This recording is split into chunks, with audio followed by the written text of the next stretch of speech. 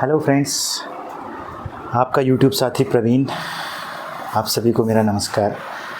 जीवन में बहुत सुख दुख लगा रहता है, कष्ट लगा रहता है ना। कभी खुशी कभी गम, ये चलते रहता है। तो चलिए आज एक नई स्टोरी की शुरुआत करते हैं। एक गरीब पिताजी थे, अपने जनपद बागेश्वर के ऊपर दुरुस्त गांव नामी गलेश्वर से।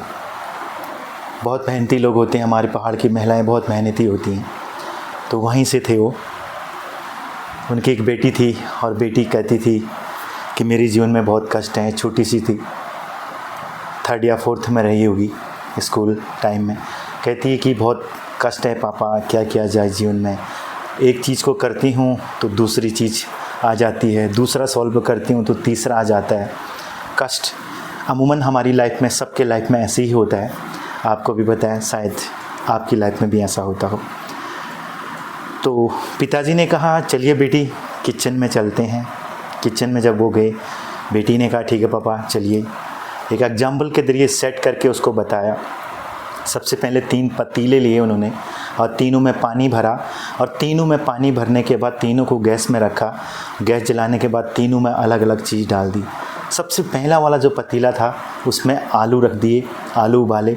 जो दूसरा वाला पतीला था उसमें अंडे डाले। जो तीसरा वाला था पानी के साथ उसमें कॉफ़ी डाल दी। जब वो तीनों पतीले उबल रहे थे, पानी उबल रहे थे इक्वल तापमान पे, बराबर तापमान पे, equal temperature was there in the kitchen. तो उस टाइम पे बेटी बहुत गौर से देख रही थी उन तीनों पतीलों को। 10-15 मिनट के बाद जब वो पक गया, आलू भी पक गए और अंडे भी बॉयल हो गए और कॉफ़ी भी खुल गई, तो उस गैस को ऑफ़ कर दिया गया। Switch off the gas and saw the small daughter. बेटी ने देखा कि भाई, तब पिताजी ने पूछा कि जब ये पतीलों में 3 चीज़ पक रही थी तो आपने क्या देखा। बेटी ने सबसे पहले वाले पतीले को खोला और उस आलू पे हाथ लगाया, तो आलू को टच किया तो बोली ये पहले हार्ड था, अभी सॉफ्ट हो गया है।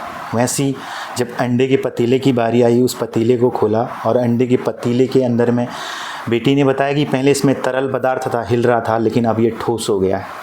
और उसी तरीके से कॉफ़ी, जब कॉफ़ी अलग अलग थी लेकिन अब वो पानी के साथ घुल गई है। तो बेटी ने ये जवाब दिया।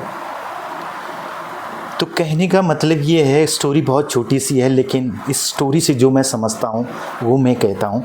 लेकिन आप अपने कॉमन सेंस के हिसाब से, आपके नज़रिया और नज़र के हिसाब से आप इस चीज़ को समझ सकते हैं।